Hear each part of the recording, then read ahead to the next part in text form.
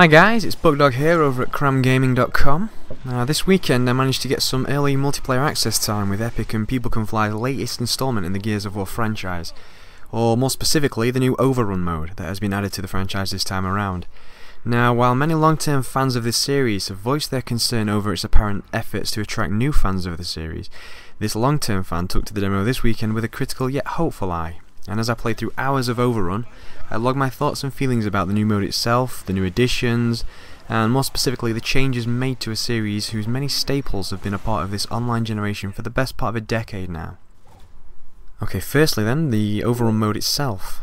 As you can probably already gather, OverRun is the perfect hybrid and natural evolution of both Horde and Beast mode, adding one crucial aspect that mixes things up for the better, and that is by making it competitive. Rather than fighting the AI as before, now you will be alongside fellow gamers in a bid to either protect or destroy a series of cog generators, and you'll be competing against them through a choice of different classes. Now, the class-based system is new to the Gears franchise and has been cause for concern since it was announced, but don't worry, it does work well in OverRun, and indeed is the only way OverRun itself perhaps could work. Each player will contribute to the team's success or indeed failure in different ways, and the class you choose to play along with and how well you play with it will largely depend on your success as a team. It's a mode that both forces teamwork and actively rewards it. Given that Gears has always been about working as a team in order to succeed, that element has indeed been lost a little in previous outings, mainly due to the increase in party chat and how few people speak in-game anymore. Typically a lone wolf who went up alongside 4 silent strangers against a team of friends who all shared a party chat and team tactics stood very little chance of coming out on top. But in practice, OverRun helps put the focus back on teamwork, due to the very nature in which it plays out. You can't just camp out as a scout, which is traditionally the sniper role, and hope to just pop heads and still end up top of the leaderboard as an individual. Far from it.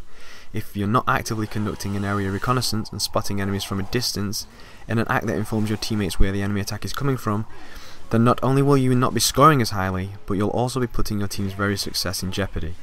Helping out your teammates earns you just as many points as killing the enemy, so even if you do wish to score highly as an individual, you'll still find yourself having to help out where you're needed, and doing so in the very way unique to your chosen class.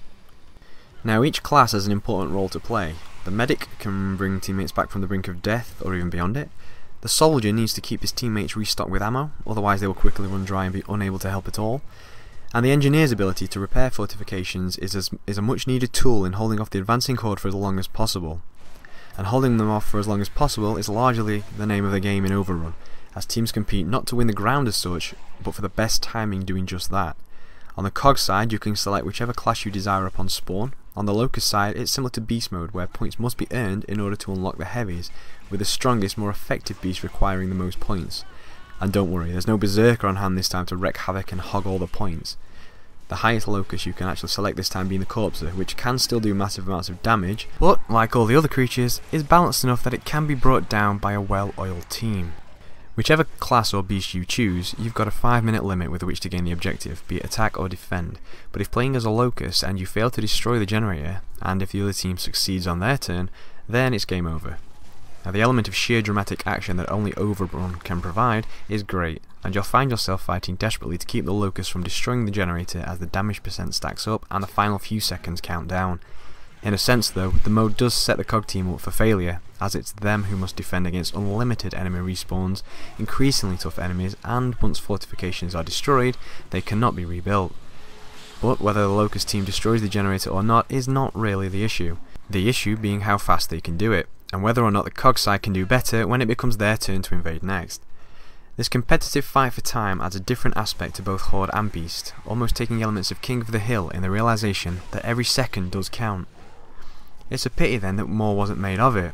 An in-game countdown would have worked beautifully, heightening the tension as your team fights for that last generator in the dying seconds of a match.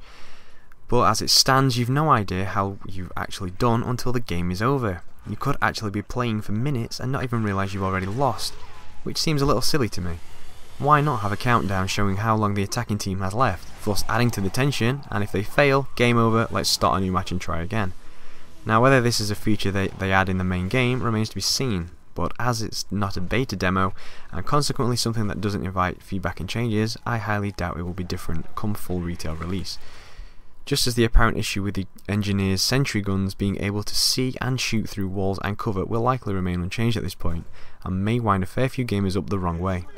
In terms of changes to the core of Gears gameplay, and the very causes for many series fans to be concerned, some are welcome and work great, some still have yet to really prove their worth, and all will see series fans adjusting to in no doubt comical ways.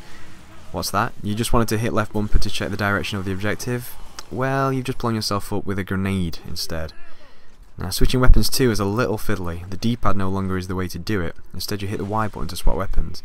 The great thing about this is that it now swaps much faster, so no more unplanned deaths while you attempted to bring your prize Nasher to a shotgun fight, but the bad thing is that it proves very awkward to do so on the fly, for example while running, as how can you really press the Y button while still holding the A button to roadie run? Try it, it's not right, and I don't think God intended your fingers to bend that way. The lack of down but not out is another controversial issue, but one playthrough of OverRun and you can see why it's not back as such. If people could be revived, then the medic class would be completely useless. And with execution coming back and revive still possible in the campaign, fans need not worry as much as they have been about it. What they should worry about though is how lame it looks in OverRun when a cog has been gunned down. They don't get blown away like before, instead they just kind of crumble in some awkward looking whimper that will no doubt see players shooting a still standing corpse for many moments after, not quite realising they're already dead. Yeah, it does look a bit ugly at first. Still, in terms of OverRun, the lack of down but not out does make sense, and actually adds to the tension in terms of pace of the mode, as dead players will be rushing to respawn and get right back onto the front line, providing it's still there of course. Left bumper grenade throwing is also one new aspect that works quite well, making the use of grenades much quicker and actually more accurate too. Grenades also stick to your opponents now as well, a trait clearly borrowed from Halo, but something which seems natural in Gears.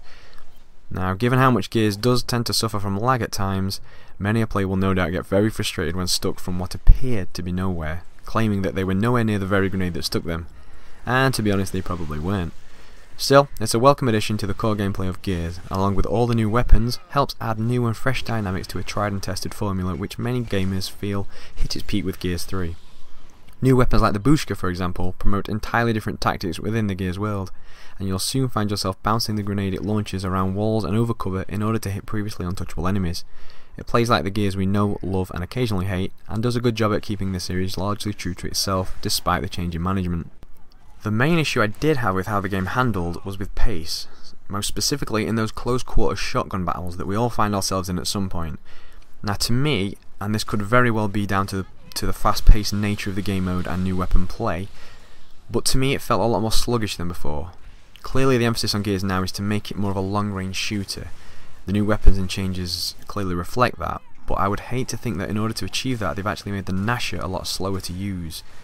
Again, this could be me just getting the wrong idea and wrong feel for the game within the confines of OverRun, but I don't know, when it came down to a shotgun battle, things just felt a little odd. Now I sincerely hope this is nothing to be concerned about, as love them or loathe them, close quarter shotgun battles have been key to the success of Gears over the last 7 years, and to tweak it now, seemingly for the worse, isn't going to sit well with many gamers. Still, I'll reserve my judgment, pun totally intended, when I see the main game up and running. As a new mode then, OverRun fits into the established Gears universe perfectly, with fantastic ease, providing new fans a mode that is instantly appealing to welcome them in, and long-term fans something new and fresh. What's perhaps most impressive about OverRun though, and something I've always admired about Epic series, is that it is just one of the several game modes on hand in the next outing. Where Gears 1 reinvented online multiplayer, Gears 2 introduced Horde. Gears 3 outdid them both by adding Beast, and Judgment looks to provide all new thrills and excitement with yet another new mode. We know there's going to be this, multiplayer, campaign, and also survival mode, which kind of sits right between Horde and OverRun, and with so many games out there all too willing to lazily trim down the single player aspect in order to focus on multiplayer, and even more games tacking on a bog standard multiplayer just to add a misguided sense of worth, it's both entirely refreshing and encouraging in this gaming age to see a series constantly improve upon itself, even this far into its run. You might not agree with the changes that have been made, but at least the developers have had the balls to make them, and they clearly did so with the best intent. With just a few more days now until full retail release, you'll all be experiencing OverRun very soon, and no doubt fall in love with it like I have. For CramGaming.com, reporting on Gears of War Judgment, this is BuckDog signing off. Oh!